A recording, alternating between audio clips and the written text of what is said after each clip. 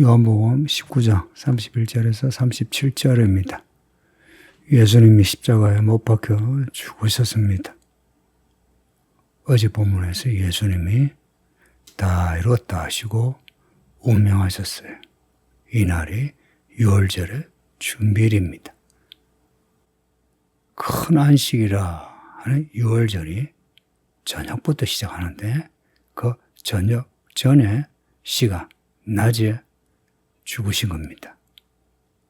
이게 준비일이 나오는데 이 준비일이 유월절 큰 안식일의 준비일이라면 토요일마다 있는 안식일, 일반의 안식일과는 다른 요일일 가능성이 큽니다. 예수님이 죽은 날을 금요일이라 하죠, 그죠? 금요일에 토요일에 안식일이고 안식일 전날 금요일에 죽으셔 일요일에 지금의 주일에 부활하셨다. 여기는데 오늘 본문에는 유월절을 큰 안식일이라 해요.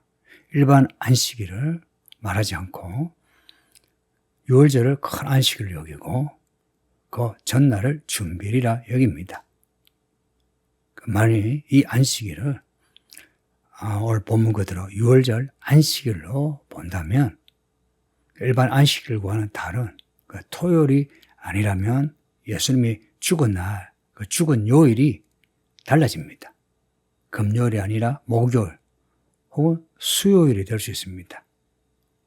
그래서 예수님이 죽으시고 부활하신 이 무덤 속에 있는 그 시간이 진짜 3일이 됩니다.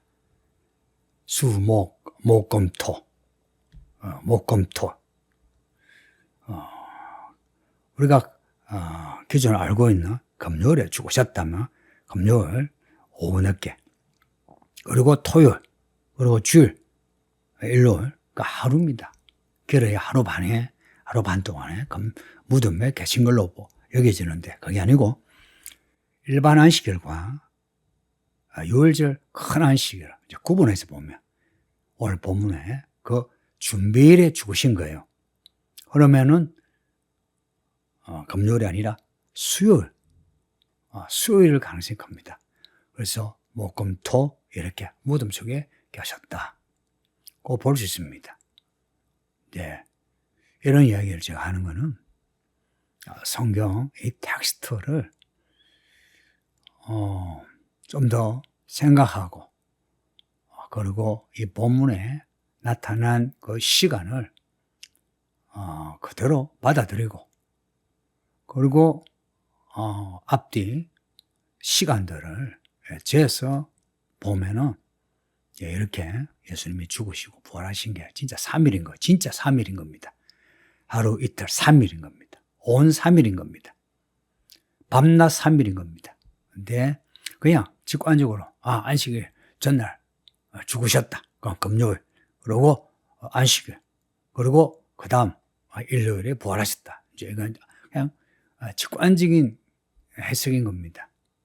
이렇게 성경을 읽게 되면 믿음에서도요 구체성이 떨어져요. 그리고 성경 해석의 정밀성도 떨어져요. 이렇게 되면 하나님의 뜻으로 사는 게 무엇인가, 하나님이 원하시는 게 무엇인가, 이런 문제를 좀 더 깊이 있게 생각하지 못해요. 사실은 예수님이 죽으시고 부활하셨다. 이 사실이 중요하죠. 그럼에도 이제 이 본문에 대한 무게, 이 본문을 대하는 태도가 중요한 거예요. 이런 거죠. 요한계시록에 또 요한복음에 첫째, 둘째, 셋째 이렇게 나와요.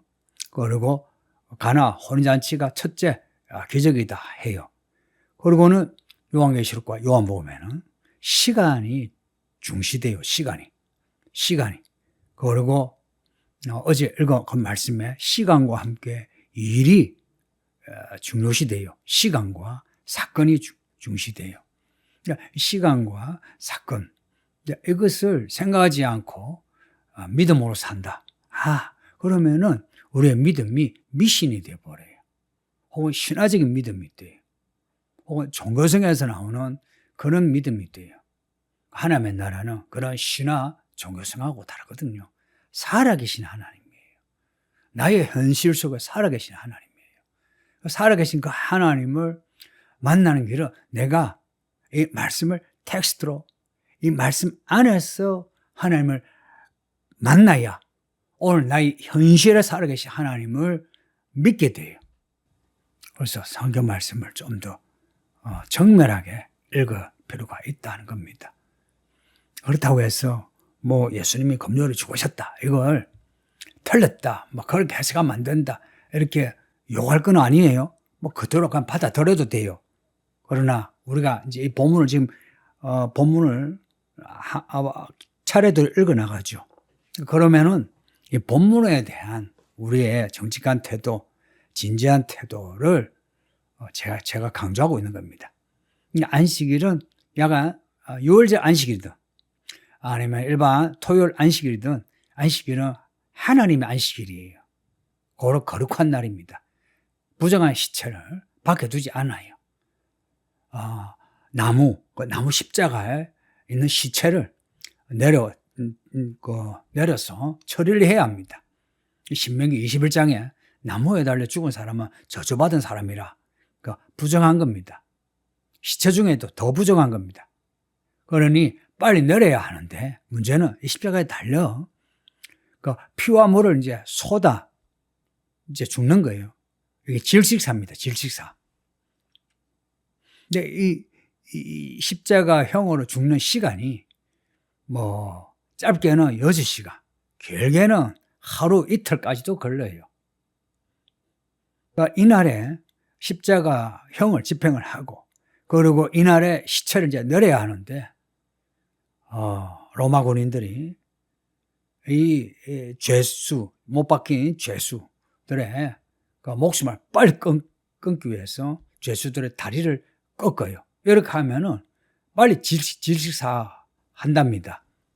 근데 33절에 양쪽에 죄수의 다리를 꺾은 군인들이 예수님의 다리를 꺾으려고 보니 예수님이 죽은 것을 본 겁니다. 그래서 다리를 꺾지 않았대요. 그런데 다른 군인이 예수님의 옆구리에 창을 찔렀는데 피와 물이 쏟아져 나왔다는 겁니다. 그렇게 십자가 달려 죽을 때에 그 옆구리에 뭔가 물이 차면 피와 물이 고인데요. 그래서 그 죽음을 확인하는 걸로 옆구리에 창을 찔렀는데 피와 물이 쏟아졌답니다. 참 끔찍하죠. 죽은 뒤에, 예수님이 오명하신 뒤에 찔렀다 해도 끔찍하죠. 그리고 이 옆구리에 쏟아져 나온 이 피와 물은 예수님이 완전히 죽었다 하는 것과 함께 피와 물이 상징하는 바, 우리가 요한일서에서 가끔 강조하는 게 있죠. 예수님을 정하는 3가지, 피와 물과 성령이라. 예수님이 피와 물을 쏟으셔서 우리를 구원하셨다 하는 그 말씀을 이루기 위한 겁니다. 그리고 예수님의 다리를 꺾지 않은 것은 출애굽기에 나오는 유월절 어린 양을 죽이는데 양을 잡아먹지 않아요. 다리를 꺾지 않는데요. 그 유월절 어린 양의 다리를 꺾지 않고 죽여 먹는 것처럼 유월절에 어린 양으로 죽으신 예수님, 유월절 그 어린 양처럼 다리를 꺾지 않고 그렇게 죽으신 겁니다. 이거는 예수님의 삶과 죽음이 구약에 기록된 율법, 기록된 예언대로 이루어졌다는 겁니다. 이걸 예수님이 아셨고 의도하시고 행동하셨고 또한 아버지 하나님이 이 예언을 이루신 겁니다. 그래서 아버지 하나님, 아들 예수님, 성령 하나님이 이 모든 예언을 그대로 이루신 겁니다. 이걸 믿는다면 복음서와 서신서, 요한계시록에 기록된 종말에 대한 예언을 받아들이지 않을 수 없고 그대로 이루신 겁니다. 예수님의 다리를 꺾지 않았다. 이걸 상징적으로 해석하지 않죠, 그죠? 실제로 로마 군인들이 예수님의 다리를 꺾지 않았다는 것처럼 신약에 예언된 그 종말에 대한 내용이 단지 상징으로 그렇게 막연하게 이루어지는 게 아니고 그대로 이루어집니다. 그대로. 그리고 마지막 절에서도 보세요. 예수님이 그 십자가에 달려 죽으시면서 밑에 자기를 찌르는 자, 조롱하는 자 다 보리라고 나와요. 이게 오늘 본문의 끝인데 스가랴 12장에 그들이 그 찌른 바 그를 보고 애통하리니, 이 말씀도 이루신 겁니다. 예수님의 죽음을 보고 애통하는, 또한 자기를 죽이는 사람들을 보고 애통하시는 예수님. 이 모든 것을 기록한 사람이 요한입니다.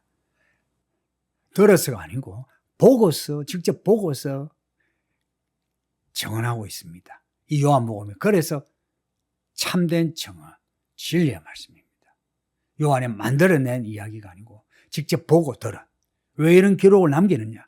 이 증언을 읽는 사람으로 하여금 믿게 하려 하는 겁니다. 그래서 이 말씀을 읽고 듣는 사람은 믿어야 하는 겁니다. 왜냐?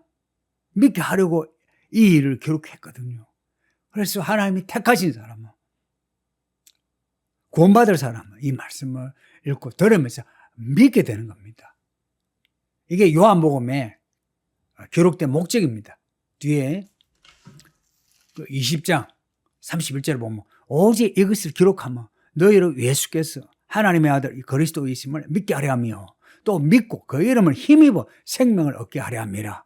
이 말씀을 읽고서 예수가 하나님의 아들 그리스도이심을 믿게 하는 겁니다. 구원자이심을 믿게 하고, 그리고 살면서 예수의 이름을 힘입어 생명으로, 하나님이 주신 생명으로 살게 하려 하는 겁니다. 예수님이 우리를 위해 죽으신 그 쏟아내신 피와 물, 그 죽음을 믿는 사람은 이제는 예수님이 주시는 새로운 생명으로 살게 하시는 겁니다. 이 말씀을 그대로 믿는 사람은 구원을 받고 영생을 가지는 겁니다. 영생은 죽어서만 아니라 살아서 누리는 영혼의 평안이요 강건함이요 말씀의 성취입니다. 그냥 막연히 교회 다니면서 살지 마시고 교회에서 읽고 듣는 이 말씀이 참된 정언이라 믿으시고 이 말씀을 받아들이셔서 예수님이 이루신 그 일이 무슨 일인지 알고 그 다 이루신 그 일, 그 바탕 위에 이제 우리에게 주신 하나님의 일, 그 나라와 의를 위해서 살아가는 성도들이 되기를 축복합니다. 아버지 하나님 감사합니다. 주의 말씀을 읽고 들었으니 이 말씀을 읽고 듣는 모든 성도들이 다 이 기록을 믿게 해주시고 우리에게 주신 말씀이 우리 성도들에게 위로가 되고 약속이 되어 이 말씀으로 인해서 회복이 되고 새롭게 되어 말씀을 따라 살게 하소서. 말씀대로 이루시는 하나님을 인하여 늘 기뻐하며 감사하며 찬양하며 더 충성하는 하나님의 종들이 되게 하소서. 예수님의 이름으로 기도합니다. 아멘.